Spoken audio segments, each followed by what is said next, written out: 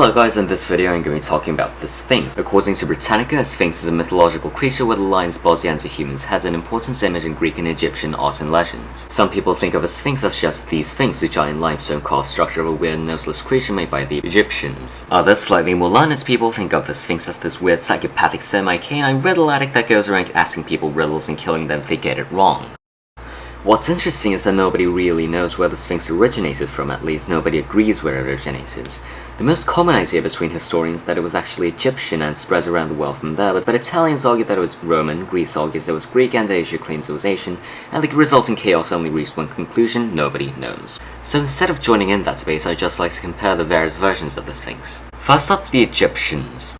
The Egyptians are most likely the guys that came up with the Sphinx because they built the oldest statue of it. Yet it is unclear what these ancient people called the Sphinx back then, because the term Sphinx comes from Greek mythology about 2000 years after the Sphinx was built. Most archaeologists predict that the Sphinx was tied to a pharaoh named Khafre due to various things such as the fact that his face resembles that of Khafre. This also gives us a clue about the origin of the Sphinx because the pharaoh associated himself with a god named Horus. Some texts refer to the Sphinx as Harmaket, which basically means horse of the horizon. These sphinxes actually didn't tell riddles, they just kinda wandered around guarding dead pharaohs or just being generally divine.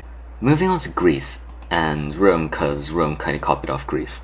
The Greeks and Romans decided to add a bit of flair to this. They just had one sphinx, and while it was similar in form to its Egyptian counterpart aside from the occasional wings, they portrayed the Sphinx as a deadly, treacherous, and downright mean killing machine that ate anyone that couldn't answer her riddles. The legend goes that the Sphinx happened to pay a visit to one of the muses who told her about a riddle, and the Sphinx got so obsessed with it that she went around the world telling it to people and killing them. Well, nice of her.